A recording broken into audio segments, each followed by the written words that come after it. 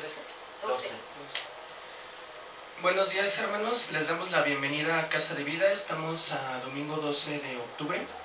Estamos en Santa Teresa 6, en Huehuetoca, y la congregación es Casa de Vida.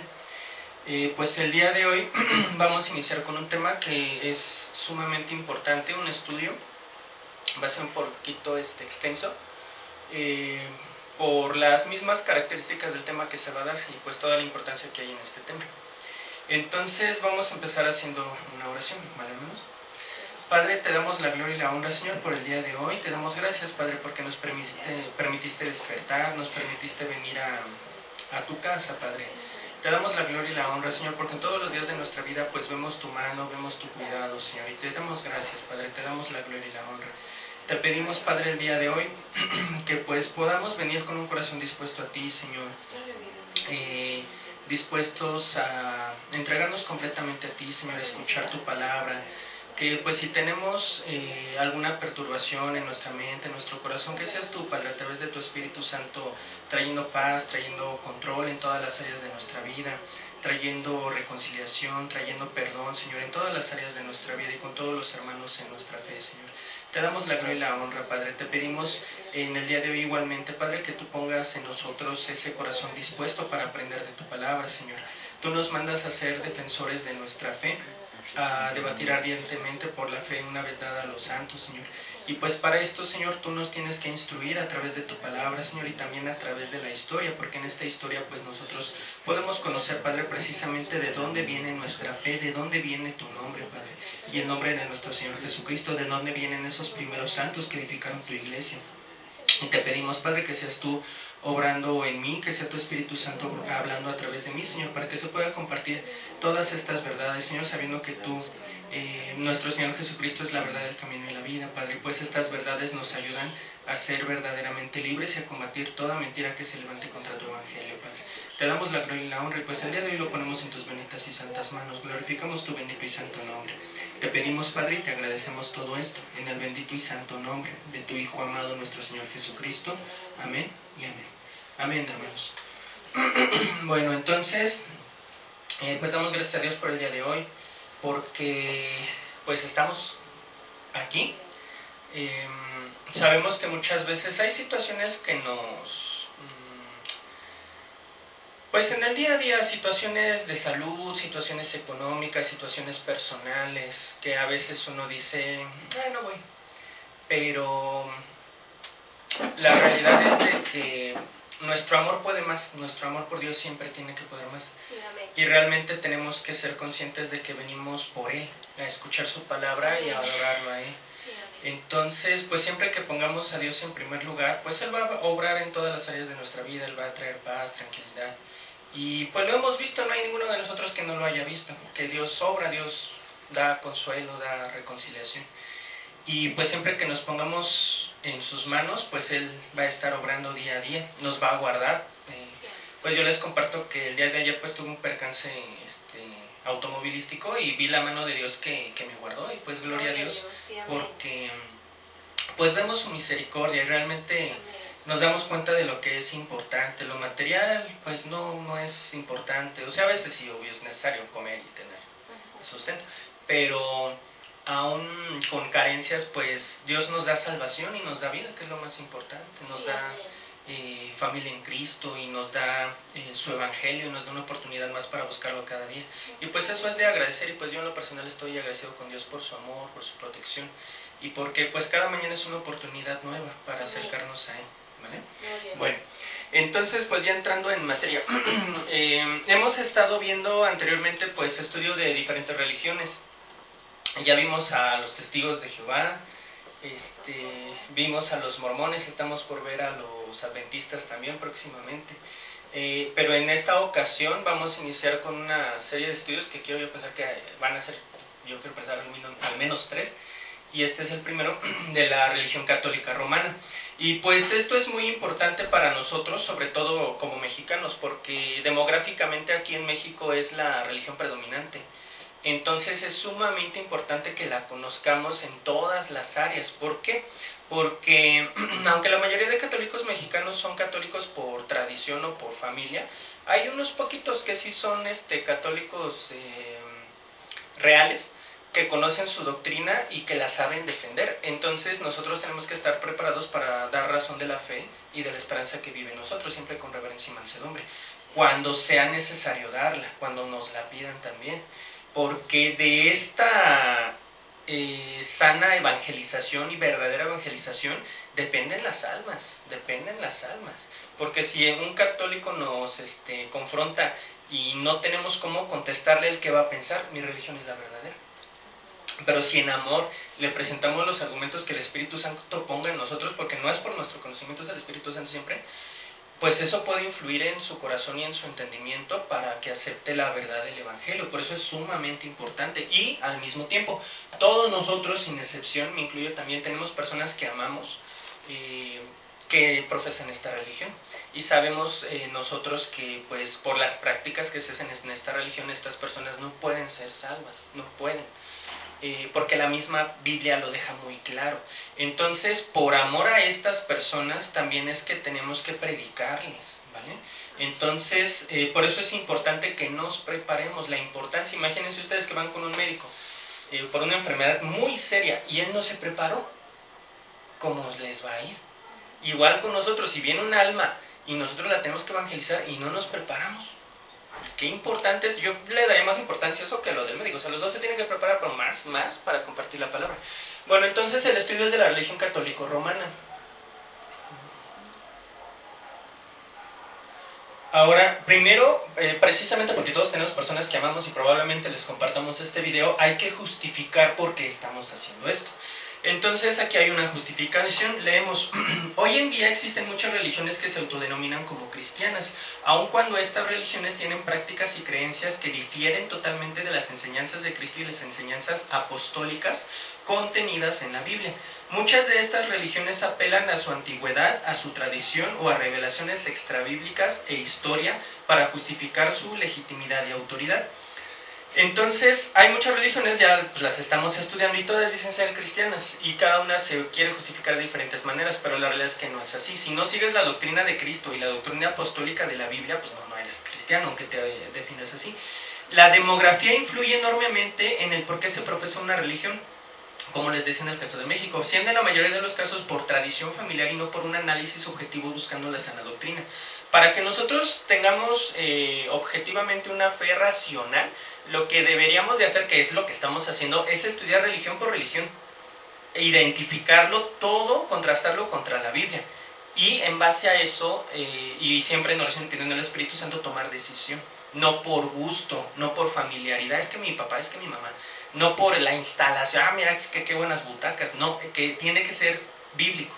Debido a esto es necesario para todo cristiano hacer un análisis objetivo de las diferentes religiones, pues no podemos tomar decisiones adecuadas sin el conocimiento necesario, así como tampoco podemos opinar, y eso es una realidad, sobre algo que no conocemos. Y a la vez esto nos ayudará a contrastar nuestra fe con la palabra de Dios y contra el resto de religiones buscando la verdad. Dice la palabra: conoceréis la verdad y la verdad os hará libres.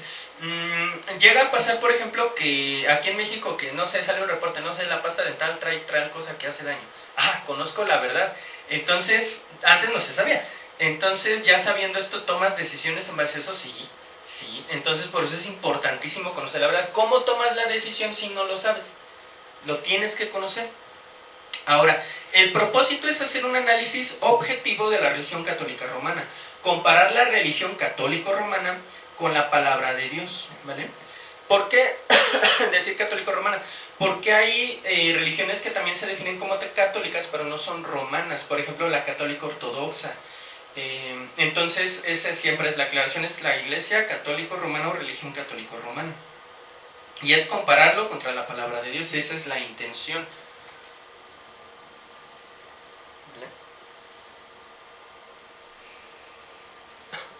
Aquí en las imágenes pues vemos una representación del Papa, que es su máxima autoridad, versus la Biblia, y eso es lo que se va a contrastar, ¿vale?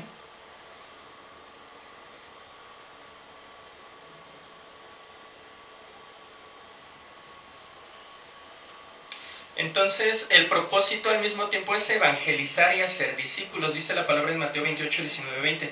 Por tanto, id y haced discípulos a todas las naciones, bautizándolos en el nombre del Padre, del Hijo y del Espíritu Santo. Aquí está remarcado en negrito, enseñándoles que guarden todas las cosas que os he mandado. Y he aquí, yo estoy con vosotros todos los días hasta el fin del mundo. Entonces, hay que hacer discípulos y a esos discípulos les tenemos que enseñar que guarden lo que Cristo enseñó, que guarden lo que los apóstoles enseñaron. Ese es nuestro propósito, evangelizar con esta base. Y en este propósito también es estar listos para dar defensa, o debatir, otras versiones lo traducen, por la fe, con reverencia y mansedumbre. Dice la palabra en Judas 3, vengo a rogarles que luchen ardientemente. Por ejemplo, en nuestra versión Reina Valera, que es muy usada en Latinoamérica, dice que contiendan. Pero una traducción más correcta es esta, que dice luchen ardientemente por la fe que una vez fue dada a los santos. Y en 1 de Pedro 3:15 dice, estad siempre preparados para presentar defensa con mansedumbre y reverencia. Eso es indispensable, porque un cristiano que aunque diga una verdad y lo hace de manera hostil, de manera fanfarrona, de manera orgullosa, no está haciendo mal. Si no es con reverencia y mansedumbre, no, eso no es de Cristo. Ante todo aquel que os demande razón de la esperanza que hay en vosotros. Es decir, si alguien llega y te dice, ¿por qué profesas tu fe? Te voy a dar la explicación, te voy a dar esa defensa, porque tú me lo estás demandando y lo voy a hacer con reverencia y mansedumbre, ¿vale? Entonces esto es indispensable, siempre reverencia y mansedumbre. Si dices una verdad y no es con reverencia y mansedumbre, pues Cristo no está ahí. Ahora, aquí es muy importante, porque a mí me han llegado a decir, Dios no nos llamó a contender, y yo les comentaba que en Judas decía contiendan ardientemente por la fe, pero como dijimos es mejor traducirlo como luchen ardientemente. Entonces, sí, es correcto, Dios no nos mandó a contender, pero ahí hay que diferenciar lo que es una contienda de lo que es un debate. Un debate es una discusión, ahí se ve que igual hay que entender que es una discusión. Abajo del asterisco dice alegar razones contra el parecer de alguien. ¿Ok? No es una pelea, no es un pleito. Es alegar, o sea, presentar razones contra, o sea, opuesto a tu opinión. Yo te voy a presentar mi opinión que va opuesta a tu opinión, que es contra el parecer de alguien. Entonces, discutir no es pelear. Entonces, un debate es una discusión usualmente formal, organizada, sobre un tema específico donde dos o más participantes presentan y defienden posturas opuestas mediante argumentos sólidos, con el objetivo de convencer al público o a los jueces de la validez de sus puntos de vista. Entonces es una discusión formal, organizada, donde se presentan y defienden posturas opuestas, con argumentos sólidos. Obviamente estos argumentos, en nuestro caso, tienen que ser bíblicos, pero va también de la mano con los históricos. Siempre, obviamente, están en primer lugar los bíblicos. Aquí dice, con el objetivo de convencer al público y a los jueces. Aquí para nosotros como cristianos no aplica eso. Yo no vengo a convencer a nadie. Yo vengo a presentar el Evangelio. Y quien convence es el Espíritu Santo, no directamente nosotros. Y a diferencia de una contienda es lidiar, batallar, pelear, disputar o altercar. Entonces, ¿contendemos? No. ¿Debatimos? Sí. Como cristianos sí estamos llevados a debatir. Ubican a Kirk, que es un hermano en la fe que murió precisamente porque él defendía por la palabra y él debatía, y en sus debates pues no insultó, no ofendió. La gente se ofendía por la verdad de la Biblia, pero él no decía palabras ofensivas. Entonces es un ejemplo, ¿vale? Entonces sí estamos llamados a debatir y dar esa llamada lucha ardiente por la fe, que sería debatir, no contender, no pelear, no discutir, ¿vale? Ahora, debatir y dar defensa de la fe como cristianos. Dice la palabra, ¿quién es sabio y entendido entre vosotros? Muestren por las buenas conductas de sus obras en sabia mansedumbre.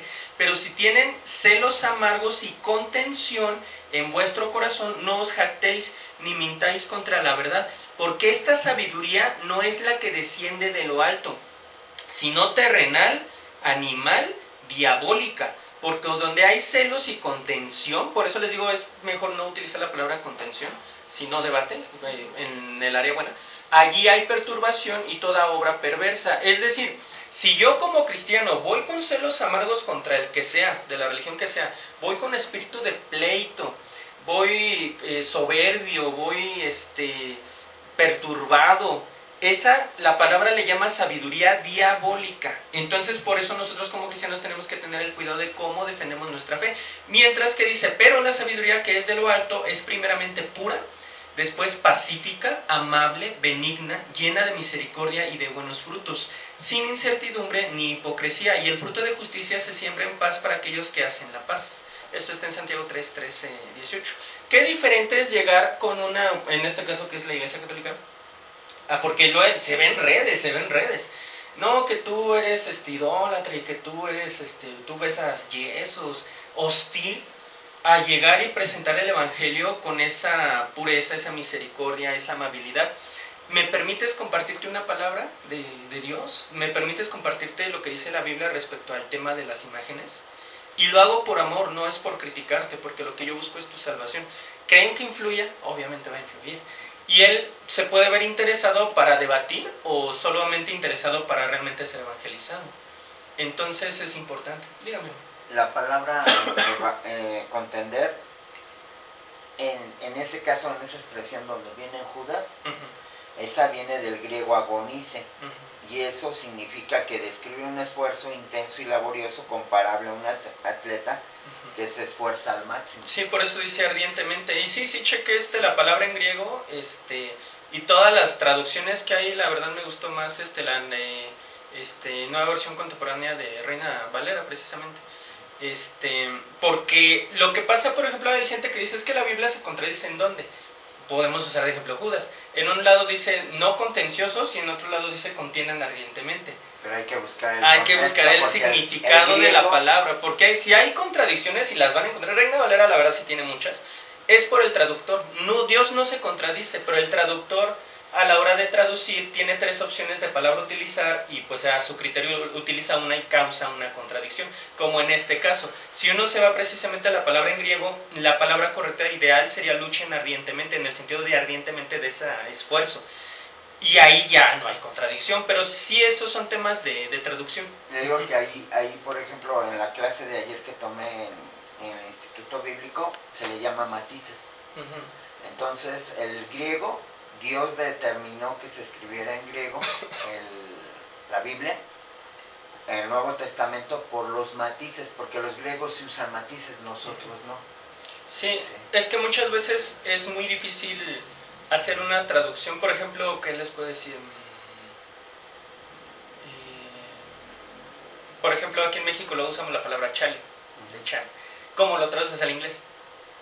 Pues no puedes, porque esa palabra no está. Entonces, cada quien le puede poner Y es eso, por eso es muy importante que nosotros nos apoyemos en la crítica textual. Si en Google buscan versículo tal griego, les va a salir primerito siempre una página que se llama Logos K Logos. Y ahí van a ver la palabra en griego basado en el interlineal de Strong.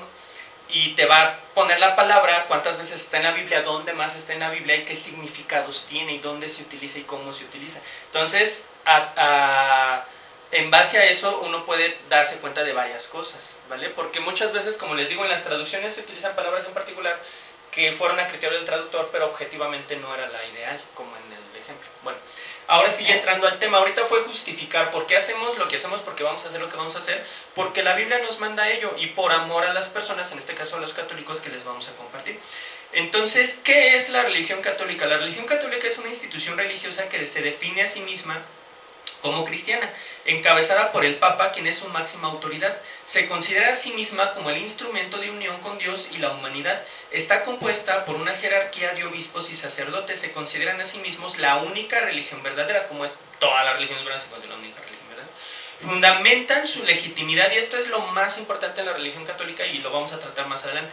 Fundamentan su legitimidad principalmente en su antigüedad, primero, y en la, según ellos, autoridad puesta en Pedro por Jesús, en Mateo 16, 18, más adelante lo vamos a ver, preservada por la sucesión apostólica. Entonces la Iglesia Católica, todo está fundamentado en Cristo, dejó a Pedro como autoridad máxima, y Pedro es el todo, y Pedro, como es autoridad máxima, hereda su antigüedad, su autoridad máxima a nuevos apóstoles, que en este caso serían los papas.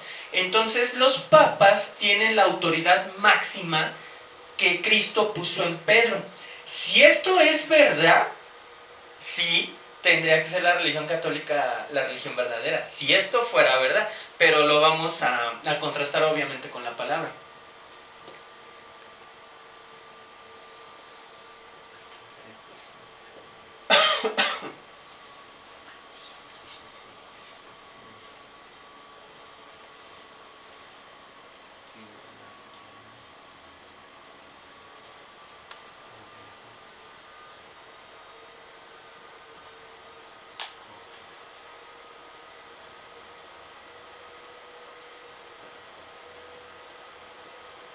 Por eso muchas veces dicen, no, yo a mí me fundó Cristo, porque ellos creen que, o defienden que al poner Cristo autoridad en Pedro, ahí se funda la Iglesia Católica Romana.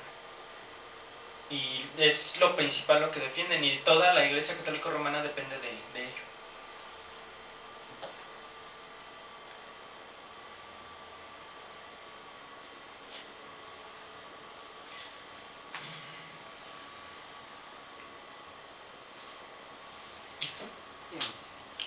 Bueno, las características generales que después se van a ver más a detalle es, ellos consideran tener unidad con Dios. La Iglesia es el signo de la unión entre Dios y los hombres, de acuerdo a su doctrina. Son trinitarios, creen en un solo Dios compuesto en 3 personas, Padre, Hijo y Espíritu Santo. Fe en Cristo se fundamenta en las enseñanzas y en el sacrificio de Jesucristo y la esperanza en la vida eterna. Les recomiendo no apuntarlo todo para que avancemos rápido. Y pongan lo principal, que serán en este caso solo lo que está en negritas. Y por ejemplo aquí atrás solo lo que está en rojito. Porque como es un tema extenso, nos vamos a echar más rato. Ahora, otras características. Su fundación, como comentábamos, se considera a sí mismo fundado por Jesucristo, de acuerdo al versículo de Mateo 16-18, en el año 33 después de Cristo.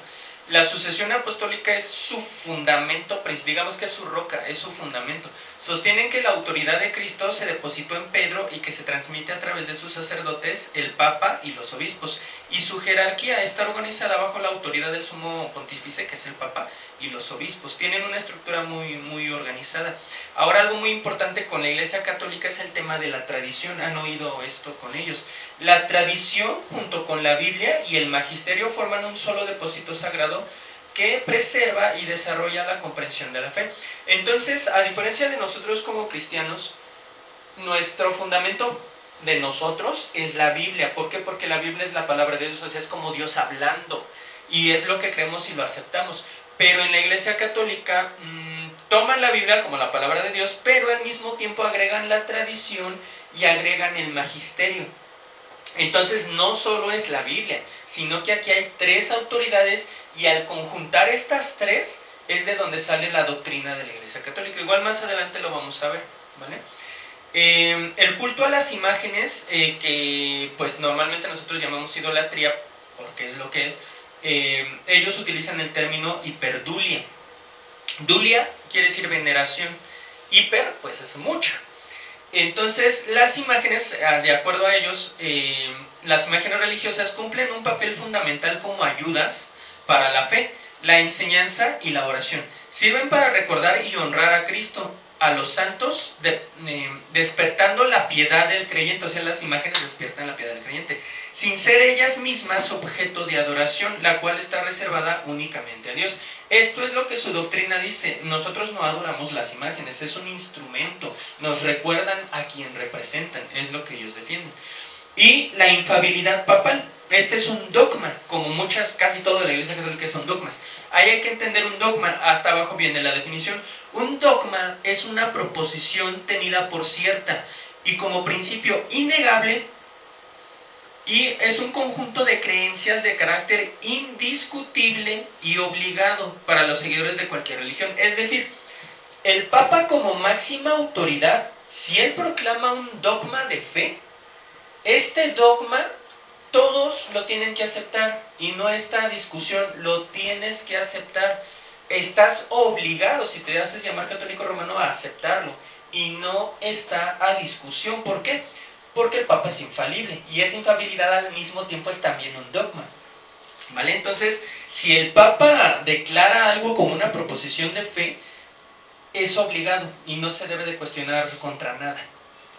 Ahora, misión y propósito de los católicos. Evangelización es transmitir el Evangelio de Jesucristo a todas las personas. Administración de los sacramentos, ofrecer los sacramentos como medios de salvación, servicio a los necesitados, participar en actividades de asistencia y educación, y promoción de la caridad, trabajar por la unidad y la esperanza entre los seres humanos, ¿vale? Aquí lo que llama la atención es transmitir el Evangelio de Jesucristo, pero la realidad es que va revuelto con el magisterio y revuelto con las tradiciones, y ver los sacramentos como medio de salvación, que después ya igual lo vamos a hablar. Nuevamente otra aclaración. La intención del desarrollo del presente tema no es la discusión o la división, sino más bien la de conocer la verdad, contrastando las interpretaciones de la Iglesia Católica Romana contra la verdad objetiva, tanto histórica como bíblica. Entonces, nuevamente la importancia de la verdad. ¿Qué tan importante es la verdad? Jesús dijo. Entonces Jesús a los judíos les dijo que habían creído en Él. Si vosotros permanecéis en mi palabra, miren, está hablando Jesús. Jesús dice, si permaneces en mi palabra, seréis verdaderamente mis discípulos. Aquí hay que aclarar cuando vimos el tema de los falsos discípulos. Cuando se habló del tema de los discípulos, ¿quién es un discípulo? El que guarda los mandamientos, el que guarda las enseñanzas de Cristo, el que tiene y guarda la doctrina apostólica contenida en la Biblia. Ese es un discípulo. Si yo vivo en fe, si yo vivo en santidad, si yo proclamo el Evangelio de Cristo, si yo nací de nuevo, si yo me bauticé, pues yo soy un discípulo, un genuino discípulo. Y si estoy en una congregación que se fundó hace un mes, sigo siendo un discípulo, porque aquí dice, ¿quién es mi discípulo? El que permanece en mi palabra. Si se aman los unos a los otros, son discípulos. Pero ¿y si me fundaron hace 2 meses mi congregación? No importa, sigue siendo un discípulo. Y después dice, y conocerán la verdad y la verdad los hará libres, que es el versículo que usábamos anteriormente. Ahora, contrastando y más adelante Jesús dice, vosotros, le está hablando a los fariseos que no lo aceptaban y que planeaban matarlo, pero miren, esto aplica para cualquier persona y son las palabras de Jesús, Él no miente y en Él está la verdad. Dice, vosotros sois de vuestro padre el diablo, y los deseos de vuestro padre queréis hacer. ¿Cuáles serán? Él ha sido homicida desde el principio y no ha permanecido en la verdad porque no hay verdad en él. Cuando habla mentira, de suyo habla porque es mentiroso y padre de la mentira. Entonces, cuando yo evangelizo con mentiras, soy, en la palabra de Jesús, hijo del diablo. Si yo soy homicida, hijo del diablo. Está claro, esos son frutos de la carne y conocemos los frutos del Espíritu. ¿Qué dijo Jesús? Por su religión los conocerán, por su antigüedad los conocerán, por su fundador los conocerán, por sus frutos. Estos son frutos del diablo y nosotros conocemos cuáles son los frutos del Espíritu Santo. Entonces, no es por tu religión, no es por tu antigüedad, no es por tu fundador, son tus frutos y tu obediencia. Ahora, vamos a entrar en el área de la historia, antecedentes históricos, porque tenemos que entender dónde comenzó todo. Ahora, nosotros sabemos que en el libro de Hechos, en el año 33, cuando reciben el Espíritu Santo los apóstoles, este Espíritu Santo los capacita en todo, para hacer todas las obras que van a hacer, para hablar en idiomas en los lugares donde van a ir, para predicar la palabra en el idioma que sea, para hacer milagros también, para organizar la iglesia, para conocer la doctrina, para tener esas revelaciones apostólicas que están en la Biblia de que Jesús iba a venir por una segunda vez. Son capacitados los apóstoles en este momento del Pentecostés. ¿Dónde ocurrió esto? En Jerusalén. Ahí vemos en qué orden, primero, segundo, tercero, cuarto, quinto, se fueron fundando las iglesias que pertenecieron después a la Pentarquía. Entonces, primerito fue la iglesia de Jerusalén, y eso nadie lo discute, ni un católico lo puede discutir. La primera iglesia de toditas, la original, como una estructura, me refiero, fue la iglesia de Jerusalén en el año 33. Aquí estuvieron todos los apóstoles, incluyendo Pedro, y aquí el primer obispo fue Santiago. ¿Okay? Entonces inician los viajes de evangelización de los apóstoles y se van fundando las demás iglesias. Obviamente hay muchísimas más, pero estas eran las que más resaltaban por la autoridad que se le dio en el futuro. Vemos que la Iglesia de Roma fue la tercera, fue en el 36 después de Cristo. Y esto es de suma importancia porque el católico dice, no, nosotros fuimos la primera. No fueron la primera, ni siquiera la segunda, fueron la tercera. Pero igual depende de en dónde lo busques, porque hay fuentes que dicen que sí son la segunda, hay fuentes que dicen que son la cuarta. Entonces depende de dónde lo busques, porque todas las fuentes te van a dar fechas diferentes. Pero el punto es que la primerita fue la de Jerusalén, aunque aclaremos, no le da ninguna, porque, o sea, sí te habrá fundado los 12 apóstoles si quieres, pero si te desvías de la doctrina ya no eres de Cristo. Si haces apostasía del nombre de Cristo y de la sana doctrina, ya no eres de Cristo. Si estás practicando pecado, no eres de Cristo. No importa ni que te haya fundado un apóstol. Y esa es la realidad. ¿Ok? Entonces, esta es la pentarquía. En el futuro, a estas 5 es a las que se les dio mucha autoridad en cuanto a los concilios y a la toma de decisiones. Ahora, después de que se funda la iglesia de Jerusalén y se empieza a predicar el evangelio, hubo muchos mártires en estos tiempos, y estos mártires eran perseguidos precisamente por el gobierno romano. Por ejemplo, vemos a Policarpo en el año 155 después de Cristo, que todos estos fueron discípulos de los apóstoles. O sea, ellos sí traen una cadena. Y él fue quemado. Ignacio de Antioquía fue muerto en el Coliseo Romano con los leones. Clemente de Roma, que fue el cuarto obispo de Roma, murió, le pusieron un ancla en el cuello y lo lanzaron al mar. Entonces, esta es la persecución que se dio contra la iglesia primitiva en los primeros años. Y pues obviamente fue muy fuerte, y fue tanto por los judíos, porque los judíos también perseguían cristianos. Recordarán cómo era el apóstol Pablo cuando era Saulo. Así eran la mayoría de judíos. Esos latigados los encarcelaban o de plano los mataban, más la persecución romana. Ahora, aún en este periodo de persecución había diferentes opiniones doctrinales.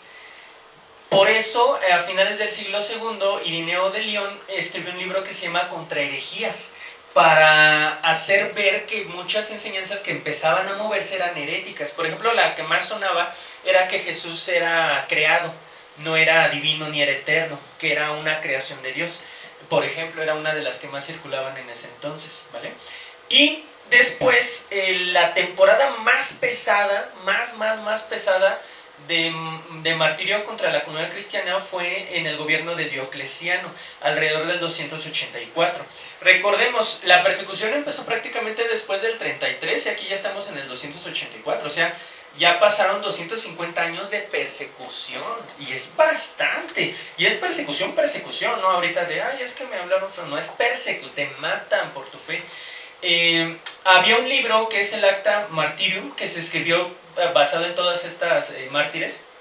Narra el arresto y el proceso judicial, la condena y la muerte de los cristianos por mantener su fe. Se utilizaba en las primeras liturgias de la iglesia para ofrecer un testimonio de fe y fortaleza, y contiene una reflexión sobre la teología del martirio, que es un testimonio de fe que culmina en la muerte. Es decir, la comunidad cristiana no veía esto como algo malo, sino que hasta los inspiraba. Ver que un hermano daba su vida por su fe los inspiraba. Por eso, por mucho que batalló Diocleciano y que puso todos sus recursos para acabar con el cristianismo, no pudo y se tuvo que rendir.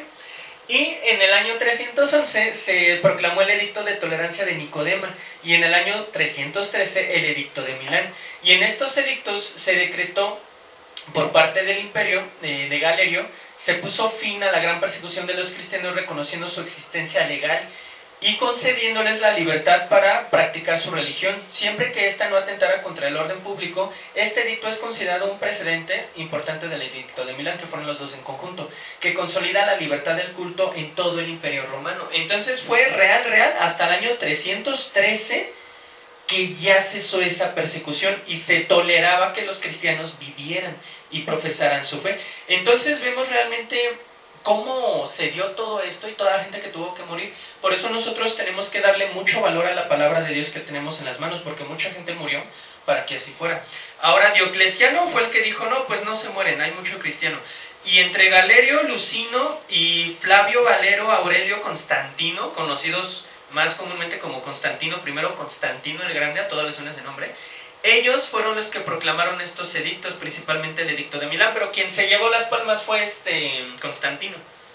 Entonces ya, ahí se ve leoncito, ya está prohibido que los leoncitos coman cristianos. Ahora, siendo Constantino emperador romano, cuenta la leyenda, porque ahí sí es más como leyenda, que en un sueño él escuchó la palabra inox signo vences, que es con este signo vencerás, y en ese signo vio un tipo de cruz. Entonces por eso cuenta la leyenda que Constantino tomó este signo, que es el crismón, que en ocasiones se llega a ver en prácticas litúrgicas católicas, que aún en su sotana llegan a traer el crismón, porque esto se asocia al emperador Constantino. Pero no es general, de hecho es ya rarísimo ver que alguien traiga ese crismón, y Constantino casi patrocinó ya en ese entonces a la religión cristiana, y mandó a hacer basílicas como la de San Pedro, la de San Juan, y la Basílica de Natividad, ¿vale? Entonces, a diferencia de los emperadores anteriores, él apoyó el cristianismo. Ahora, aquí pasó algo, que Constantino dijo, no, pues sí, el cristianismo, aunque él se bautizó formalmente casi antes de morir, y de una manera un poco curiosa, luego la vemos, lo que pasaba aquí es que Constantino, junto con el obispo Ocio de Córdoba, se dieron cuenta que había mucha división entre toda la comunidad cristiana, porque unos decían una cosa, como ahorita, unos decían una cosa, otros decían otra cosa, otros decían otra cosa. Entonces Ocio de Córdoba instó a Constantino, porque ahí hay que aclarar, en todo este tema de los imperios, la autoridad es el emperador. O sea, si se hace un concilio, es porque lo pidió el emperador, no porque los obispos, no, vamos a hacer nuestro, no. Te sujetas al emperador y todo eso es en base a lo que el emperador quiera pedir o hacer. Entonces, Ocio le dice a Constantino, oye, ¿cómo ves si armas un concilio? Nos juntamos los meros obispos y ya ponemos orden a todo este show. Y sí, fue lo que se hizo. Y se hizo el primer concilio.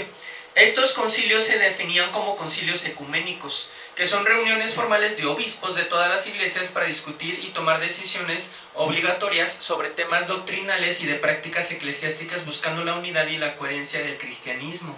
Y en estos concilios se hacían credos. Credo quiere decir yo creo. Han llegado a oír del concilio de Nicea y todo eso, que se hacía como una declaración, y ese es un credo de fe, que es lo que la iglesia creía en ese entonces. Entonces, después de estos concilios se guardaba esos credos y se llegaban a profesar. Quienes llegaron a ser católicos en algún momento llegaron a escuchar algún credo de nosotros como iglesia, declaramos y creemos, que lo llegan a decir en la iglesia católica aún hoy en día. Y estos credos declaraban como herejía a toda persona o toda práctica que fuera en contra de lo que se concluyó en esos credos. Una de las herejías principales era la de Arriano. Arriano era el que decía de que Jesús fue creado y no era como tal divino, sino que era una creación. Entonces, de hecho, el primer concilio, que fue el concilio de Nicea, eso fue lo que lo motivó, el arrianismo. Ahora, hubo otro edicto que es el edicto de Tesalónica, donde se lee que lo puso Teodosio el Grande. Dice: queremos que todos los pueblos que son gobernados por la administración de nuestra clemencia profesen la religión que el divino apóstol Pedro dio a los romanos. Según la doctrina apostólica y la doctrina evangélica, creemos en la divinidad única del Padre, del Hijo y del Espíritu Santo, bajo el concepto de igual majestad y de la piadosa Trinidad. Ordenamos que tengan el nombre de cristianos católicos quienes sigan esta norma, pero por lo que se refiere a los otros, pues en nuestro juicio ellos son locos, insensatos, decretamos que sean señalados con el ignominioso nombre de herejes. Entonces este fue el concilio, el edicto de Tesalónica que profesó el emperador Teodosio el Grande. Entonces, a diferencia del principio que veíamos, ser cristiano es legal y te dejamos vivir, ahora el cristianismo se convertía en la religión oficial del Imperio Romano. Y esto se vio en el concilio de Nicea del 325, que de hecho fue el primer concilio ecuménico. Ahora, aquí vamos a hablar de un tema del magisterio y los concilios. Dijimos que la Iglesia Católica tiene tres fundamentos: la Biblia, el magisterio y la tradición. Ahorita vamos a ver qué es el magisterio. Las tres autoridades: magisterio, tradición, Biblia. El magisterio se define como un gobierno y enseñanzas que el maestro ejerce sobre sus discípulos. El Papa y los obispos son la autoridad oficial de enseñanza de la Iglesia, y los concilios son uno de sus modos de actuar. Es decir, cuando yo digo magisterio, me refiero al Papa y a los obispos. Ellos son el magisterio, son como un conjunto de maestros, donde el mero maestro es el Papa, y ellos como maestros son los que dan las enseñanzas oficiales y autorizadas. Es decir, tienes la Biblia así, pero solo el magisterio la puede leer y la puede interpretar. Entonces son las enseñanzas de la Biblia en base al magisterio. Ellos son la autoridad. Y objetivamente, en la Iglesia Católica ellos son la máxima autoridad por sobre la tradición y la Biblia. Más adelante lo vamos a ver. Entonces el magisterio es el Papa y los obispos. Y una manera de actuar del magisterio es, nosotros somos el magisterio, sí, y ya vamos a cambiar algo, sí, hay que hacer un concilio. Entonces los concilios son una manera de actuar del magisterio, una reunión. Ahora, un concilio es una junta o congreso de obispos y otros eclesiásticos para deliberar y discernir sobre temas de dogmas y disciplina dentro de la Iglesia. Y ecuménico se refiere al esfuerzo por la unidad y colaboración entre diferentes comunidades o iglesias cristianas buscando superar las divisiones históricas. Y está bien, o sea, si uno ve así objetivamente, un concilio está bien. Un concilio es vamos a reunirnos y ponernos de acuerdo con la intención de preservar la unidad. Pues está bien, ahí no hay ningún problema. De hecho, bíblicamente hay un concilio, que es el concilio de Jerusalén, y ese concilio de Jerusalén lo podemos leer tanto en Hechos 15 como en Gálatas 2, donde aquí hubo una situación donde no se ponían de acuerdo y los apóstoles se reunieron para ponerse de acuerdo. Fue el primer concilio y se realizó para resolver la controversia sobre si los gentiles, que son los no judíos, convertidos al cristianismo debían de seguir la ley de Moisés, incluyendo la circuncisión para ser salvos. La decisión final fue que los gentiles no estaban obligados a seguir la ley judía.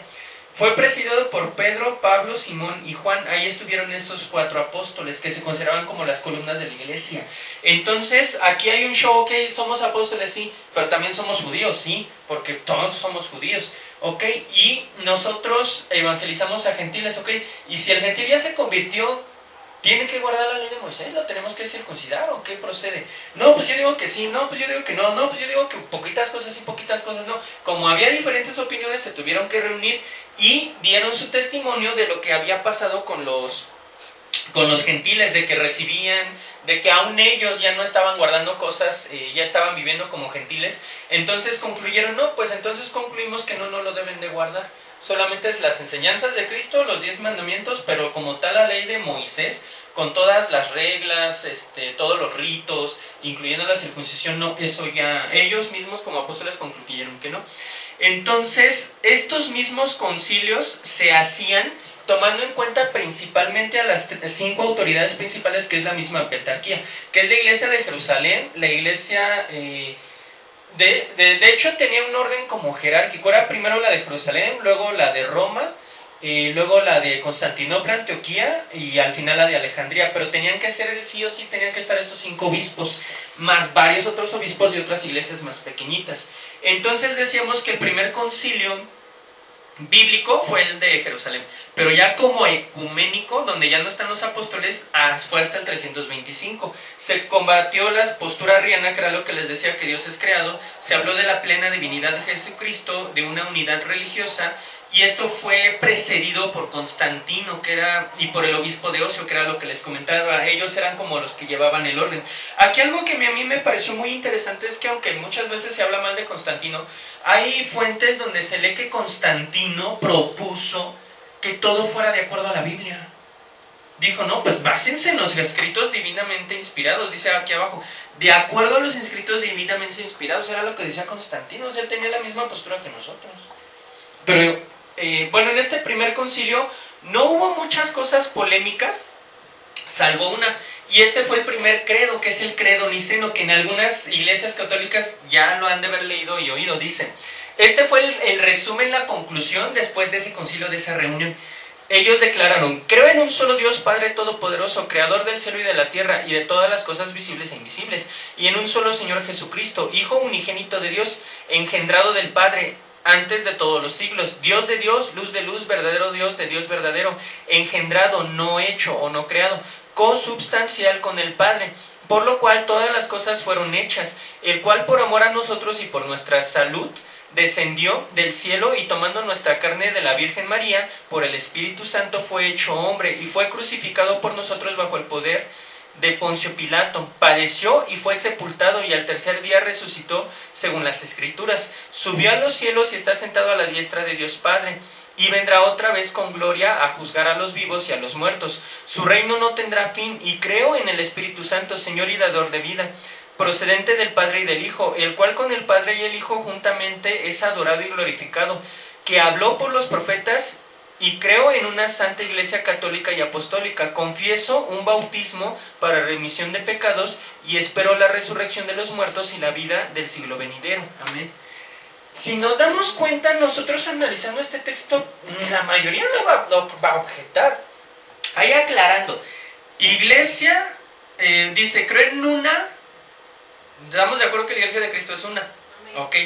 Santa, estamos de acuerdo que santa, la Iglesia de Cristo es santa. Católica, aquí hay que aclarar, la palabra católico quiere decir universal, o sea que la Iglesia está en todo el mundo y le pertenece a Cristo. Si yo cambio la palabra católico por universal, digo, la Iglesia es una, sí, es santa, sí, es universal, sí, estoy de acuerdo, es apostólica, también, porque está basada en el fundamento apostólico. Entonces ni aun nosotros podemos estar en contra de eso, está bien, pero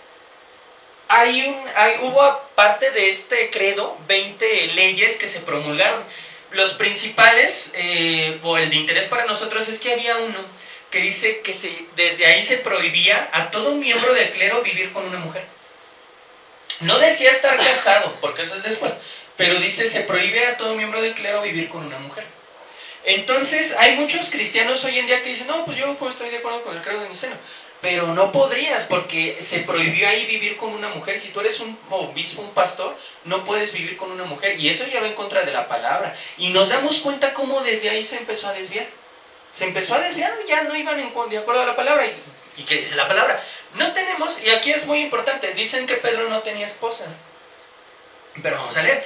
No tenemos derecho de traer con nosotros, dice el apóstol Pablo, no tenemos derecho de traer con nosotros una hermana por mujer, como también los otros apóstoles y los hermanos del Señor y Cefas. ¿Quién es Cefas? Pedro. Entonces Pablo está diciendo, pues no puedo tener yo mujer como Pedro. O sea, Pedro tiene mujer. Tenía suegra. Y tenía suegra. Después en Mateo 8:4 dice, vino Jesús a casa de Pedro y vio a la suegra de a la suegra de Pedro, postrada en cama con fiebre, y después la sanó. Entonces, casi siempre cuando defienden que Pedro tuvo esposa, no usan el primer versículo que yo cito aquí, que es el bueno, usan el segundo. Y hay católicos que dicen, bueno, tiene suegra, pero no quiere decir que tenga esposa, porque ellos creen que estaba muerta o no sé. Y al último dice, pero el Espíritu dice claramente que en los postreros tiempos algunos apostatarán de la fe, escuchando espíritus engañadores, y a doctrinas de demonios. Miren qué fuerte, le llama doctrinas de demonios, por la hipocresía de mentirosos que, teniendo cauterizada la conciencia, prohibirán casarse y mandarán abstenerse de alimentos que Dios creó, que también hay que creo, para que con acción de gracias participen de ellos los creyentes y los que han conocido la verdad. Objetivamente yo diría, ¿prohibieron casarse aquí? No. Ahí me puede refutar un católico, pero más adelante la realidad es que sí. Y hoy sabemos, los obispos no se pueden casar. ¿Y qué dice la Biblia de eso? Enseñanza de demonios. Es fuerte, pero es lo que dice la Biblia. La Biblia es palabra de Dios, es Dios hablando. Si Dios dice que eso es enseñanza de demonios, es enseñanza de demonios. ¿Vale? Entonces los versículos son 1 Corintios 9:5, Mateo 8:14 y 1 Timoteo 4, del 1 al 3. Y el pesado para mí es pues los tres, pero más el 1. Entonces, sí, no podemos negar que tenía mujer. Ahora, en el concilio de Constantinopla, que fue un concilio añitos después, el anterior fue en el 25, este fue en el 81, fue motivado por la necesidad de consolidar la fe nicena, condenar herejías como el macedionismo, que es que negaba la plenitud divina y personalidad del Espíritu Santo, considerándolo una criatura inferior al Padre y al Hijo, y establecer la primicia de honor de la sede de Constantinopla. Todo ello bajo la iniciativa del emperador Teodosio. Es lo que les digo, siempre que había un concilio era porque un emperador quería, para lograr la unidad del cristianismo y la estabilidad del Imperio Romano, porque ya el cristianismo no era junto con el Imperio Romano. Si el cristianismo estaba bien, el Imperio Romano estaba bien. Y aquí de Constantinopla, cuando vimos lo de la pentarquía, originalmente no incluían a Constantinopla, pero ya después la incluyeron, incluso le dieron un lugar primordial, donde el orden jerárquico era primero Jerusalén, era como la de honor, después era Roma y después era Constantinopla. Ese era ya el orden que le estaban dando a la pentarquía. Y luego las otras dos. Y en el credo niceno-constantinopolitano se lee lo siguiente: creo en un solo Dios, Padre Todopoderoso, Creador del cielo y de la tierra, de todo lo visible y lo invisible. Creo en un Señor Jesucristo, Hijo único de Dios, nacido del Padre antes de todos los siglos, Dios de Dios, luz de luz, Dios verdadero de Dios verdadero, engendrado, no creado, de la misma naturaleza del Padre, por quien todo fue hecho, que por nosotros los hombres y por nuestra salvación bajó del cielo, y por obra del Espíritu Santo se encarnó en María, la Virgen, y se hizo hombre, y por nuestra causa fue crucificado en tiempos de Poncio Pilato, padeció y fue sepultado y resucitó al tercer día, según las Escrituras, y subió al cielo y está sentado a la derecha del Padre. Y de nuevo vendrá con gloria para juzgar a los vivos y muertos, y su reino no tendrá fin. Creo en el Espíritu Santo, Señor y dador de vida, que procede del Padre y del Hijo, con el Padre y el Hijo recibe una misma adoración y gloria, que habló por los profetas. Creo en la Iglesia, que es una santa, católica y apostólica, y confieso que hay un solo bautismo para el perdón de los pecados. Espero la resurrección de los muertos y la vida del mundo futuro. Amén. Aquí la diferencia es el papel que ya se le da propiamente al Espíritu Santo, pero prácticamente es lo mismo. Pero aquí se promulgaron 7 leyes en las que destacan que ya Constantinopla tenía un lugar de honor. Entonces ya el orden jerárquico era Jerusalén, number 1, Roma, number 2, Constantinopla, number 3, y ya Alejandría y Antioquía. Entonces vemos como desde ahí ya había como que no, yo soy el primero, no, yo soy el primero. Y después siguió el concilio. No vamos a ver todos, son como los primeros 5. Ya después lo resumí, porque si los iba a dar todos, dije, ay, no inventes, son un montón. Dije, no vamos a aguantar ni ellos ni yo. Concilio de Éfeso fue en el 431. La motivación de este era la controversia por las enseñanzas de Nestorio, que negaba que la Virgen María podría ser llamada Madre de Dios. En griego era Theotokos, y en su lugar ponía el término Madre de Cristo. ¿Qué será más correcto, llamar a María Madre de Dios o Madre de Cristo? ¿Ustedes qué creen? Madre de Cristo. Sí, porque María fue Madre de Cristo en el sentido de su naturaleza humana, pero no la puedes llamar Madre de Dios porque Dios es eterno. Ella tenía que ser sobreeterna para... Entonces el concilio se convocó para reafirmar la doctrina de que Cristo es una sola persona con 2 naturalezas, porque había quien decía que solo era divino y otro decía no, pues solo era humano. Es como cuando llegamos no, pues él pudo porque era el Dios. No, pues no, pero igual era totalmente hombre. Y que María es por lo tanto la Madre de Dios encarnada. Entonces en este concilio es lo que se defiende, que sí, María es Madre de Dios. Dice, pues no decimos que la naturaleza del verbo transformada se hizo carne, pero tampoco que se transmutó en el hombre entero, compuesto del alma y cuerpo, sino más bien que habiendo unido consigo el verbo según hipostasis o persona, unión hipostática es eso, es totalmente hombre y totalmente Dios. La carne animada de alma racional se hizo hombre de modo inefable, e incomprensible, y fue llamado Hijo del Hombre, no por sola voluntad o complacencia, pero tampoco por la asunción de la persona sola, y que las naturalezas que se juntan en verdadera unidad son distintas, pero que de ambas resulta un solo Cristo e Hijo, no como si la diferencia de las naturalezas se destruyera por la unión, sino que porque la divinidad y la humanidad constituyen más bien para nosotros un solo Señor y Cristo e Hijo, por la concurrencia inefable y misteriosa de la unidad, porque no nació primeramente un hombre vulgar de la Santa Virgen y luego descendió, ahí por ejemplo ya le están llamando Santa, y luego descendió sobre él el Verbo, sino que unido desde el seno materno se dice que se sometió a nacimiento carnal, como quien hace suyo el nacimiento de la propia carne. De esta manera los santos padres no tuvieron inconveniente en llamar Madre de Dios a la Santa Virgen. ¿María fue santa? Pues sí, pues santo es apartado, no habría problema con llamarla santa. Nosotros igual nos llamamos santos porque igual estamos apartados. Pero aquí, por ejemplo, en este concilio llaman a María Madre de Dios y pues la suben un montón. Entonces por eso nosotros tenemos que discernir. Por ejemplo, si yo hubiera estado en ese concilio y no declaro esto, me matan. Pero pues ¿a qué estoy dispuesto? A dar mi vida por Cristo, se supone. Y en el anterior que decíamos que ya no te dejaban vivir con una mujer, caray, pero la Biblia dice que si nos podemos casar, pues obviamente vivir con nuestras mujeres. Entonces vemos que se va desviando poco a poquito, porque vemos que en la mayoría del texto estaríamos de acuerdo, pero hay cositas que se empiezan a meter y cositas que se empiezan a meter, y cuando te das cuenta ya se metieron más cosas que nada. Y la Biblia, contrastando, jamás llamó Madre de Dios a María en la Biblia. Nunca nadie la llamó Madre de Dios. En la Biblia nunca nadie hizo eso. ¿Okay? Ya es el último concilio general del que vamos a hablar. En el concilio de Calcedonia en el 451 se motivó principalmente por la necesidad de resolver el debate cristológico sobre la naturaleza de Cristo y la controversia provocada por el monofismo de Eutiques, quien afirmaba que en Cristo solo existía una naturaleza divina. El concilio se convocó para establecer la unidad doctrinal y la disciplina eclesiástica, afirmando que Cristo es una sola persona con dos naturalezas compuestas, divina y humana, que permanece inconfundible en su unión. Entonces, ahí declaran: nuestro Señor Jesucristo, el mismo perfecto en Dios y también perfecto en virilidad, verdaderamente Dios y verdaderamente hombre, de alma y cuerpo razonables, consustancial con nosotros según la virinidad, en todos los casos semejantes a nosotros, sin pecado, engendrado antes de todos los siglos del Padre según la deidad, y en estos últimos días para nosotros y para nuestra salvación, nacidos de la Virgen María, la Madre de Dios, según la virinidad, un mismo Cristo, Hijo, Señor unigénito, que debe ser reconocido en dos naturalezas, de manera inconfundible, inmutable, indivisible e inseparable. Entonces esta es la unión hipostática, completamente hombre y completamente Dios, ¿vale?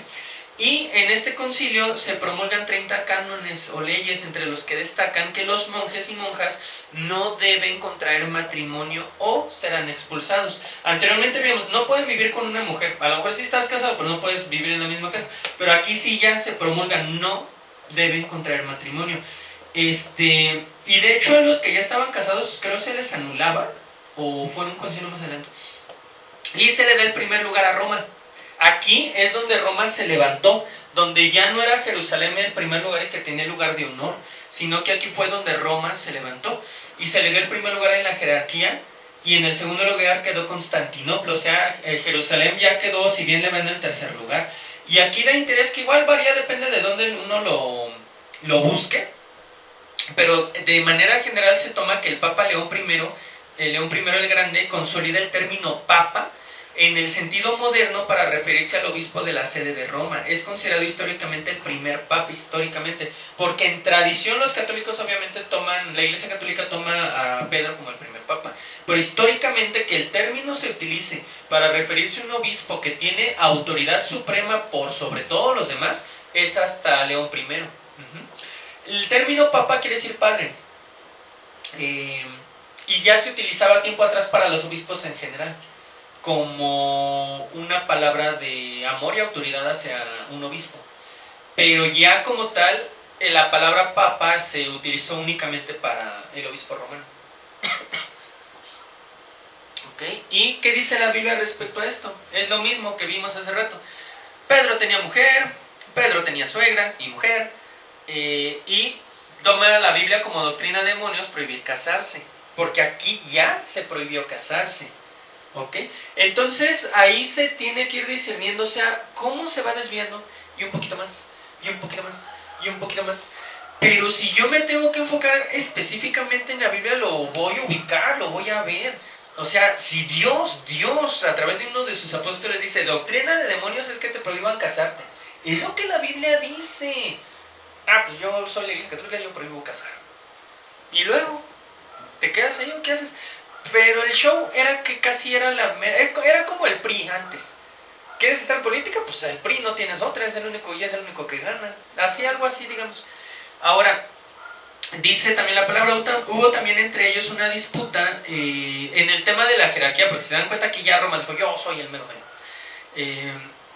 Pero vemos qué pasó, hubo también entre ellos una disputa, aquí está hablando de los apóstoles, sobre quién de ellos sería el mayor. Pero él les dijo, Jesús, los reyes y las naciones se enseñorean. Las naciones y los reyes del mundo se enseñorean de ellas. Y los que sobre ellas tienen autoridad son llamados bienhechores. Es decir, en el mundo los reyes se enseñorean y tienen autoridad en el mundo. Dice, más no así en vosotros, sino el mayor entre vosotros como el más joven, y el que dirige como el que sirve. Aquí está hablando de cuál es nuestra conducta como cristianos. Yo no tengo que buscar autoridad, yo tengo que buscar servir. Y a los ojos de Dios eso a mí me daría mayor autoridad, aunque no voy a usarla pues para de engrandecerme. Porque ¿cuál es mayor, el que se sienta a la mesa o el que sirve? No es el que se sienta a la mesa, mas yo estoy entre vosotros como el que sirve. Nosotros tenemos que ser como Cristo, servir, no de llegar. Y Él era hijo de Dios, Él era divino, era Dios en sí mismo, y no llegó. Él llegó a servir. Entonces, si contrastamos con que se están peleando, no, yo soy el mero mero, no, yo soy el mero mero, no, pues ahora todos me van a llamar papi y se van a sujetar, va en contra de la palabra. Ahora, también la Biblia dice, no llaméis Padre vuestro a nadie en la tierra, porque uno es vuestro Padre, el que está en los cielos. Obviamente está hablando en el ámbito espiritual. Entonces, si hay un líder espiritual y yo le llamo Padre, o Santo Padre, o sea, no va en contra eso de la palabra, y vamos viendo cómo van entrando cosas que ya no van de acuerdo a la palabra. Ahora, aquí pasó algo pesado, como ya Jerusalén no se le reconoció su honor y Jerusalén estuvo totalmente en desacuerdo con la conclusión del concilio de que Roma fuera el number one. Jerusalén dice, ¿sabes qué? Conmigo ya no cuentes. Y Jerusalén se separa de la pentarquía y de la mano también se separa Alejandría, porque Alejandría tampoco aceptó este resultado del concilio. Entonces se hace la división, y esta división pesada en la iglesia primitiva se le llama cisma. Entonces el primer cisma fue en el año 451, el mismo año del concilio, y Alejandría y Jerusalén ¡pum!, se separan, ¿vale? Ahora recordemos cuál fue la primera iglesia. ¿Cuál dijimos que fue la primera? Pues ahí está el primero, fue Jerusalén. Entonces, cuando se dice, no, nosotros fuimos la primera, que es lo que la Iglesia Católica, objetivamente, si Jerusalén es la primera y hay una división, ¿quién se separó de quién? Pues serían las tres de arriba de Jerusalén, porque Jerusalén fue la primera. ¿Por qué? Porque ponen un concilio que no va de acuerdo a los intereses y se hace la división. Entonces, si somos objetivos, sería decir que Roma y las otras tres se separaron de Jerusalén, que fue la primera iglesia. Y la mayoría de católicos no sabe eso. Y resumiendo todos los demás concilios, en el concilio, bueno, los primeros, concilio de Nicea dijimos que era condenados el arrianismo, definen la venida de Cristo. En el de Constantinopla condenan el macedonianismo, que era el tema del Espíritu Santo, y definen la divinidad del Espíritu Santo. Y en el concilio de Efeso es el tema que María como Madre de Dios la definen. Vemos cómo se van dando las cosas. En el del Calcedonia que acabamos de ver es la prominencia de Roma, por eso Alejandría se separó. Y en el resto de concilios, en el de Constantinopla II, se condena el nestorianismo, que era un movimiento que se tomaba que el Espíritu Santo no era propiamente de adoración. Y en Constantinopla se condena el monotelismo, donde se hablaba que solamente había una naturaleza en Cristo. Y en el concilio de Nicea se restablece la veneración a las imágenes. Eso es muy importante, Nicea II. En ese concilio de Nicea II hay una pelea entre la iconoclasia y la iconodulia. La iconoclasia era el rechazo a las imágenes, incluso su destrucción, para no ser adoradas. Y la iconodulia era la postura donde sí se aceptaban las imágenes.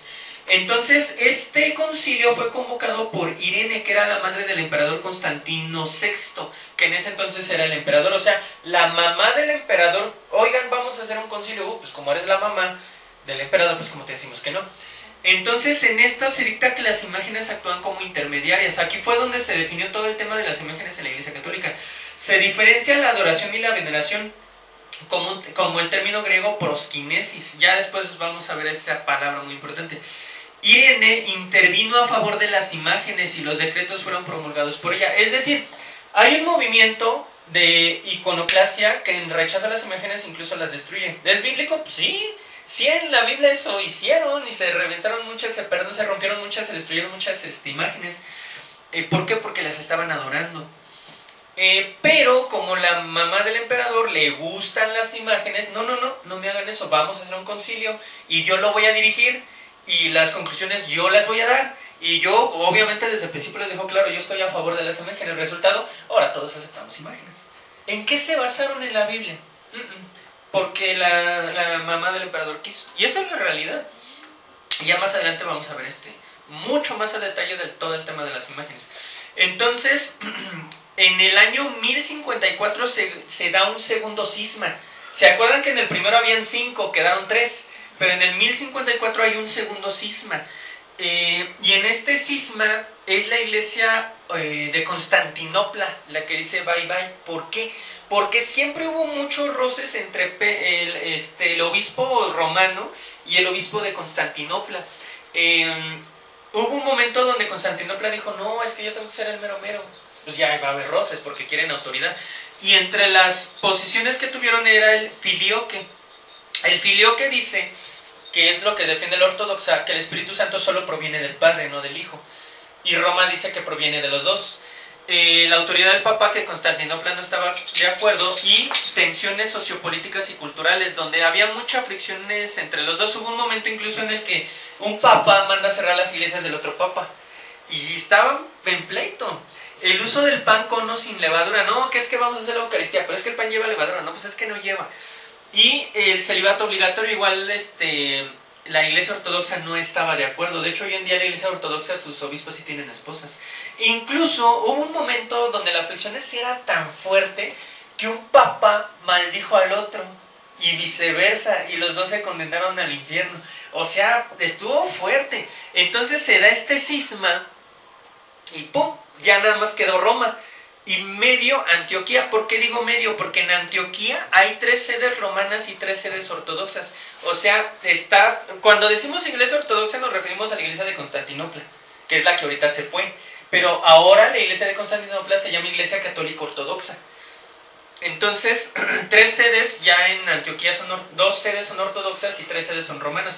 Entonces de la pentarquía al final quedó solo Roma, con algunas pocas sedes en Antioquía.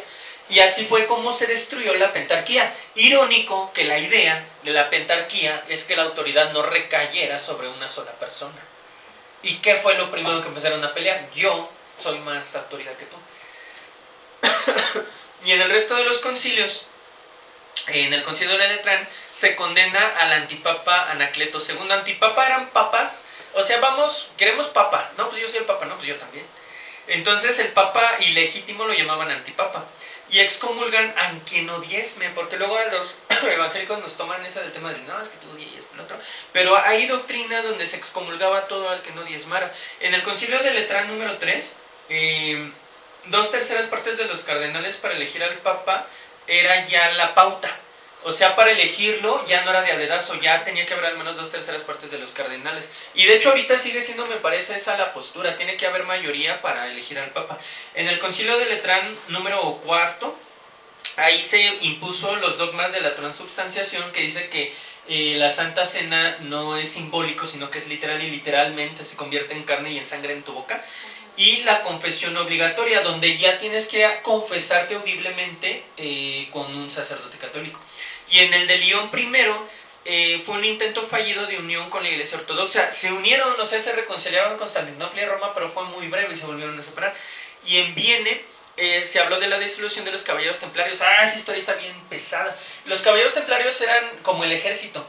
Y ellos estaban en cruzadas en Tierra Santa para recuperar Tierra Santa, que estaba en manos de musulmanes. Y no, estuvo muy muy fuerte todo ese show. Y los caballeros templarios históricamente se reconocen que fueron una institución tipo banco. Fueron los primeros que tuvieron una postura tipo banco, donde te presto con intereses. Y no, pues hicieron de mucha economía, más todos los botines que tenían de las batallas. Y la iglesia católica, no lo tengo acá, por ahí lo voy a hablar. Y la iglesia católica le pedía dinero prestado. Entonces estaban tan endeudados que hicieron un plan entre el emperador francés y el papa para acusar a los templarios de sodomía. Y acusaron. Y es que la iglesia católica siempre ha actuado así: te torturo al grado extremo hasta que confieses. Pues confesaban aunque fuera mentira, porque la tortura era muy fuerte. Y al final, al último jefe maestre del mero mero de los templarios, lo quemaron vivo, como siempre hacen ellos. Y él maldijo al papa y al emperador francés y que se mueren. No luego, pero en ese mismo año se murieron. Sí. Y no inventes, pues ellos vieron todo, lo hicieron bien, y pues la iglesia católica se levantó y los mató. En Constanza fue el fin del cisma de Occidente por 3 papas. Hubo un punto donde había 3 que no, pues yo soy el papa, pues yo también. Y quitaron a los 3 y acabaron eligiendo a otro. En el de Basilea Ferrera, Florencia, se hablaba de la supremacía papal sobre los concilios y unión efímera con la iglesia ortodoxa. Antes, era más autoritario todavía el concilio que el Papa, pero ahí pusieron ya en primer lugar al Papa. Y en el concilio de Letrán se reafirmó la relación entre el Papa y el concilio, donde era mero el Papa. En Trento se habla de la contrarreforma. Aquí, en los 1515 para adelante, fue después de Lutero. Entonces ese concilio de Trento lo hizo la Iglesia Católica como respuesta a la Reforma Protestante. En el Concilio Vaticano I y Vaticano II se habla de la infalibilidad papal y se promueve el ecumenismo. ¿Okay? Entonces esos son los concilios, y ya después se va a empezar a hablar del desarrollo doctrinal en el tiempo, cómo se fueron desarrollando, y estos solo son resumidos igual en fechas y el dogma. En el 381 inicia la organización del culto a María, en el 393 se introduce la doctrina del purgatorio, en el 451 inicia el papado, en el 787 la adoración o veneración a imágenes y reliquias. Por ejemplo, se dice que una iglesia no puede ser iglesia si no tiene una reliquia, dígase, no sé, el pie de un santo muerto. En el 1000, consolidación de los santos. En el 1100, culto a los ángeles y a los santos. En el 1100 también sacrificio de la misa y pago por la misa, porque se pagaba la misa. En el 1123, el celibato sacerdotal obligatorio. En el 1160 se declaran los 7 sacramentos. En el 1190, la venta de indulgencias, que es vender la salvación. ¿Quieres ser salvado? Te cuesta tanto. 1215, transubstanciación y confesión auricular. 1229, se prohíbe leer la Biblia a los laicos, o sea, privatizaron la Biblia, nadie más la puede leer sino la Iglesia Católica. 1313, no hay salvación fuera de la Iglesia Católica. 1439, el purgatorio es declarado artículo de fe. 1546, se declara que la tradición tiene la misma autoridad que la Biblia. 1854, la Inmaculada Concepción de María. Y 1870, infalibilidad papal.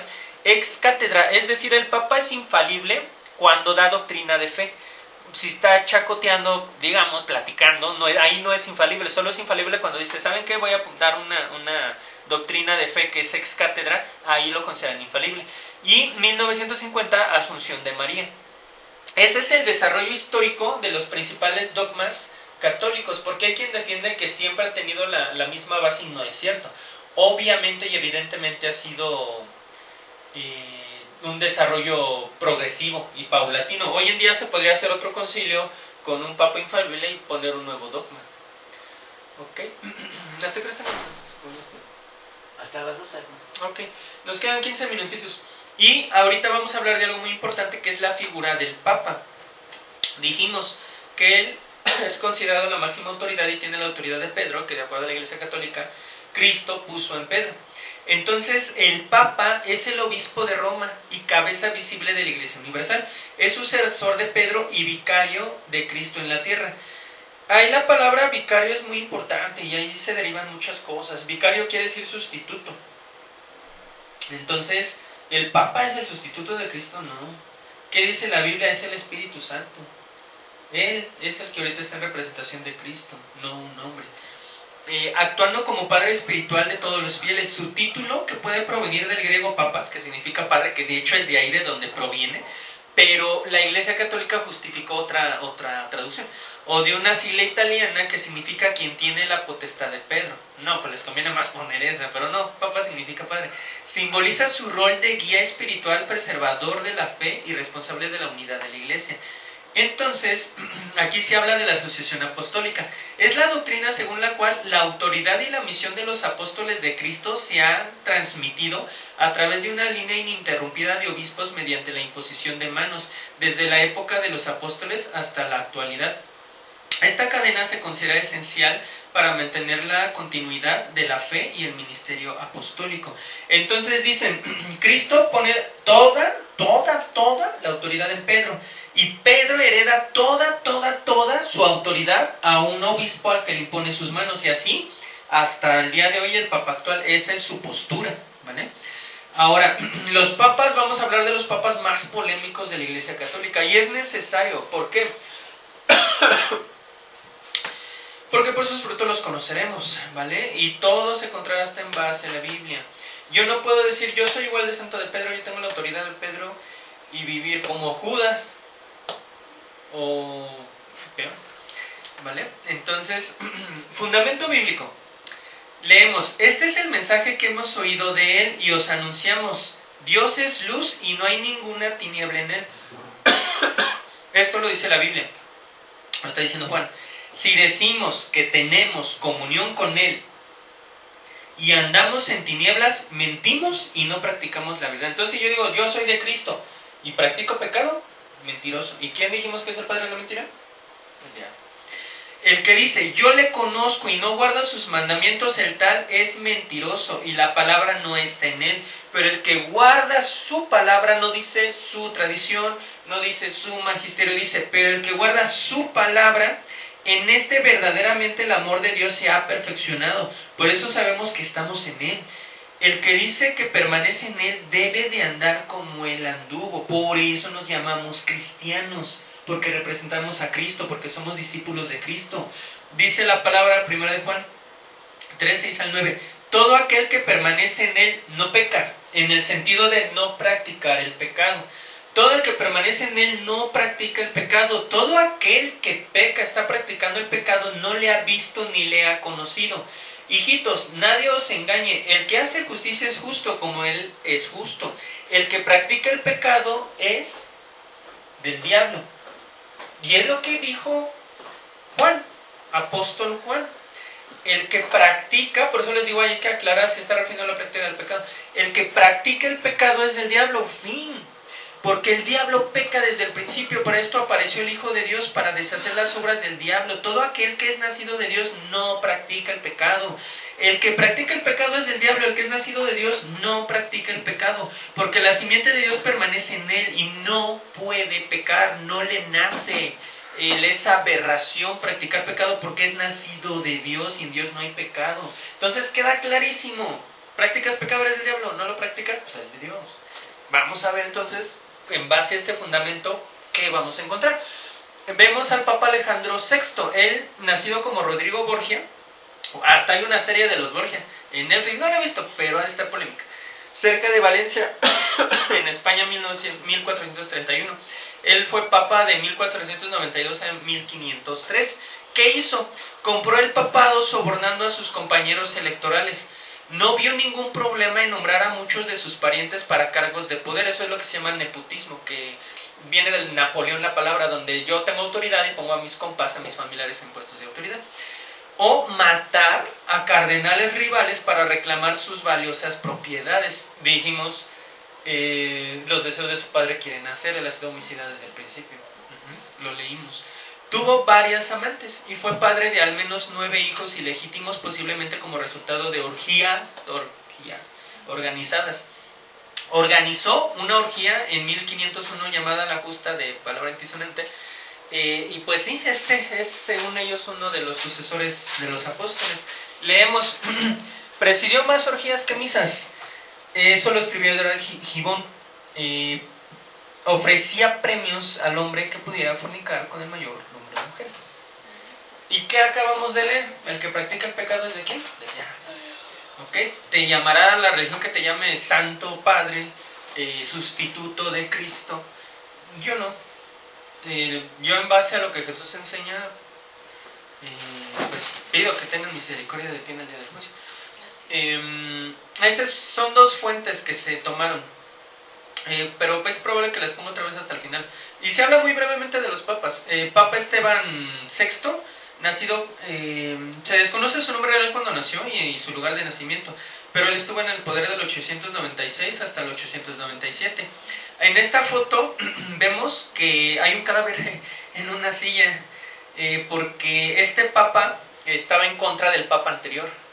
Y cuando el papa anterior muere y lo nombran el papa, pues él manda exhumar el cuerpo del papa que ya se había muerto para juzgarlo y declararlo hereje. Cuando llegó al poder, Formoso, su predecesor, ya llevaba meses muerto y ordenó exhumar el cadáver en descomposición, lo remendó con túnicas palestinas, o sea con la vestidura del papa, y lo colocó en el trono para enfrentar el juicio. Esteban ordenó que su cuerpo fuera arrastrado por las calles de Roma y arrojado al río Tibes. Uno de sus enemigos estranguló a Esteban poco más de un año después de eso. Entonces, Esteban saca el cuerpo ¿cómo dijimos que se llama? Formoso, para juzgarlo, lo halla culpable, pues como se defiende un cadáver, y su cadáver lo traen arrastrando por toda la ciudad y lo acaban tirando en un río. Esos son frutos del Espíritu Santo. Al final él murió estrangulado. ¿Vale? Entonces vemos cosas fuertes. Bonifacio VIII, Nacido como Benedetto Caetani en Roma en el 1235, él fue papa de 1294 a 1303. ¿Qué hizo? Disputó con el poderoso rey de Francia Felipe IV en 1302. Bonifacio emitió una bula papal, el término de la iglesia para una proclamación oficial. Esas son las bulas papales. Por ejemplo, cuando Lutero puso su tesis, se proclamó una bula donde Lutero era hereje y pues lo tenían que agarrar. Son como decretos oficiales que colocaba a los reyes de Europa y sus ejércitos bajo su mando supremo. Felipe ordenó la captura de Bonifacio, es decir, el Papa da una bula donde dice: yo soy la autoridad sobre todo el mundo, sobre todos los ejércitos. No, pues le dice el emperador: estás loco, y lo manda a apresar. Toda la ciudad de Palestina fue también destruida por orden de ese Papa, y todo debido a una disputa política personal. Dijo que acostar, miren esto, él dijo, el Papa, que acostarse con niños no era mayor problema que frotarse las manos. Vean los frutos, o sea, ¿cómo es posible? Y conocemos nosotros hoy en día la historia de la Iglesia Católica, que también voy a tratar muy a detalle: pedofilia, pedófilos, encubridor de pedófilos. Aunque sea ofensivo para el católico, en la realidad son encubridores de pedófilos. Y hay un reporte muy extenso donde se entrevistó a prostitutas, que son prostitutas y prostitutos, que son clientes del clero actual. Más adelante se va a tocar. Entonces sí, Bonifacio, pedófilo también. Hay una relación muy fuerte. Sí, igual llegué a leer que como había población, cuando la población era, igual no lo quiero correlacionar, puede ser, pero se mencionó en un libro, no es mi opinión. Ya al final de todo el tema les daré las citas. Se menciona en un libro que como la población homosexual era muy martirizada en ese entonces, un homosexual, su primera opción era la iglesia, porque como te obligaban al celibato, pues ya que, pues no puedo. Pero siendo homosexual te atraen los hombres, y de hecho casi siempre en los temas de pedofilia eran a los niños, no a las niñas, a los niños a los que abusaban. Entonces, el autor de un libro, que ya más adelante les voy a decir cuál es, porque ahorita no tengo bien la cita, era lo que comentaba. O sea, tampoco es como que culpar a los homosexuales, pero sí, de que hay una correlación, hay una correlación. Papa Urbano VI, nacido como Bartolomeo Pignano, sí, en Nápoles, Italia, en 1318, él fue papa de 1378 a 1389. ¿Qué hizo? No tuvo problemas para usar la violencia para despacharse a sus enemigos. Llamó a brutales asesinatos de los cardenales que conspiraban contra él, y la leyenda dice que incluso se quejó de que sus gritos no eran lo suficientemente fuertes a la hora de torturarlos. Entonces seguimos viendo los mismos frutos de la carne. León X, Giovanni de Medici, igual los Medici tienen un renombre feo en la historia. En Florencia, Italia, 1475. Él fue papa de 1513 a 1521. ¿Qué hizo? Famoso mecenas de las artes, o sea que le gustaban las artes, y encargó la reconstrucción de la Basílica de San Pedro. Es decir, él gastó mucho dinero recolectando obras de arte, comprándolas, pero eso hizo que la iglesia entrara en una deuda, con lo que les decía de los templarios, y para ayudar a pagar sus grandes planes autorizó la venta de indulgencias. Él fue el que las puso, que es dar dinero a la iglesia para comprar el perdón de los pecados, o por ejemplo, para sacar a un pariente muerto del purgatorio. Entonces, de ahí derivan muchas prácticas, porque o sea, soy católico, soy papa, y yo vendo la salvación. Pues yo solito me la vendo y me la compro. Entonces, como ya compré mi papel, peco a gusto, pues ya tengo mi papel. Qué ridículo. Y también decían, ok, si él pudiera sacar a las almas del purgatorio, si el purgatorio existiera, ¿por qué hacerlo por dinero? ¿Por qué no hacerlo por amor? Si fuera real. No, era por dinero. Juan XII. Nació como Ataviano en Roma en el 937 y fue papa del 955 al 964. ¿Qué hizo? Tenía 18 años cuando se convirtió en papa. Según la mayoría de los relatos, el palacio papal de Juan XII era un burdel. Jugó con ofrendas de la iglesia e incluso fue acusado de castrar a un cardenal. El gobernante alemán Otón de Sajonia escribió una vez al joven papa diciendo: todos Os acusan de homicidio, perjuicio, sacrilegio, incesto con vuestros familiares, incluidas 2 de vuestras hermanas, y de haber invocado como un pagano a Júpiter y Venus y otros demonios mientras fornicaba. El marido de uno de sus amantes irrumpió en su dormitorio mientras fornicaba y le destrozó el cráneo con un martillo. Así murió, fornicando. ¿Okay? Entonces, ¿se dan cuenta cómo es posible que una persona así le den la autoridad suprema en la Iglesia de Cristo, comillas? Y Benedicto IX, nacido como Theophylactus en Roma en 1012, en el tiempo de poder estuvo del 1032 al 1044, y después volvió a regresar del 1045 al 1047 y al 48. ¿Qué hizo? Un demonio del infierno y tan vil, tan sucio, tan execrable, que me da escalofríos pensarlo. Son algunas de las palabras que los futuros papas han usado para describirlo. Los mismos papas opinaban eso de él. Este papa ocupó el cargo en 3 ocasiones diferentes. Su primer periodo como papa terminó con él huyendo de Roma después de una rebelión de los ciudadanos que estalló por su comportamiento violento, y pervertía niños de corta edad en el Palacio de Letrán. Otro pedófilo. Sergio III, nacido como Sergio de Roma, se desconoce la fecha de su nacimiento. Estuvo en el papado del 904 al 911. ¿Qué hizo? Llegó al poder en un momento en que varios reclamaban el título, y después de declarar a varios de sus rivales antipapas, asesinó a su predecesor. Algunos también dicen que es el padre del Papa Juan XI, producto de la relación de Sergio con una socialité romana llamada Merosia, o sea, fornicación y asesinato. Y Sixto IV, que fue elegido en 1471, tuvo 6 hijos ilegítimos, incluido uno con su hermana. Creó un impuesto eclesiástico sobre las prostitutas y cobró a los sacerdotes por tener amantes. Nombró cardenales a 6 de sus sobrinos. Inocencio VIII se convirtió en papa en 1484 y fue el primer pontífice en reconocer abiertamente 8 hijos ilegítimos, aunque es posible que haya tenido varios más. También estaban muy preocupados por la brujería, y en un documento en 1484 escribió que alentaba y bendecía el acto de cazar brujas, de matar mujeres. Papa Julio II en 1503, ya este es el penúltimo. El historiador Eamon Duffy describe a Julio II como el papa más feroz del periodo: imperioso, irascible, maniáticamente activo. Esto se debe a que solía vestirse con una armadura plateada y liderar tropas a lo largo de Italia, participando en batallas para extender el alcance del territorio de la Iglesia. Pero Julio II también había contraído sífilis, aparentemente a través de prostitutas, y el Viernes Santo de 1508 sus pies estaban tan cubiertos de llagas que los fieles no podían besarlos. ¿Okay? Y yo creo que ya lo dejaremos ahí. Lo que sigue son actos cometidos por la Iglesia Católica, y pues por las imágenes se dan cuenta: juicios, torturas, gente que se muere en el fuego por no estar de acuerdo. Entonces igual lo vamos a ir checando, ¿vale? Bueno, entonces lo dejaremos aquí por el momento, y ya pues la próxima semana, si Dios permite, continuamos.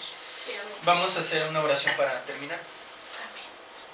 Padre, te damos gracias, Señor, por este tiempo de enseñanza. Padre, te damos gracias, Señor, porque pues tú nos permites conocer la verdad.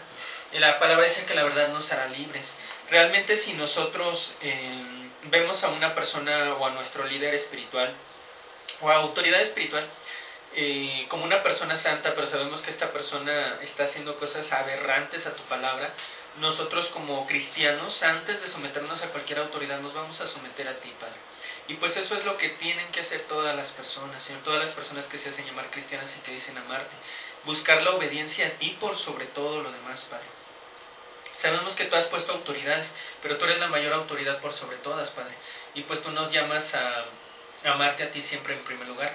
Te pedimos, Señor, que pues esta enseñanza y las que vengan posteriormente del tema pues sean de edificación para todos nosotros. Nuestra intención es que se sepa la verdad, Señor, y pues que la gente, al conocer la verdad, sobre todo la gente que profesa la religión católica, pueda ser libre, Señor, y realmente deje de tener una conducta religiosa para empezar a tener una relación contigo, que sienta tu amor, que sienta la paz que tú das, que realmente puedan nacer de nuevo y que vivan en una santidad real para ti, Señor. Todo lo ponemos en tus benditas manos, Padre. El resto del día pues lo ponemos igualmente en tus manos, Señor. Ayúdanos, pues el día de hoy que sea tu Espíritu Santo obrando en cada uno de nosotros, Señor. Igualmente en la alabanza, en tu palabra, Señor, pues que seas tú ministrándonos a todos. Te damos la gloria y la honra, Padre, pues este día lo ponemos en tus benditas y santas manos. Te pedimos, Señor, y te agradecemos todo en el bendito y santo nombre de tu Hijo amado, nuestro Señor Jesucristo. Amén y amén. Amén, hermanos. Miren, nos quedamos en 89. Pero falta todavía un poquito más.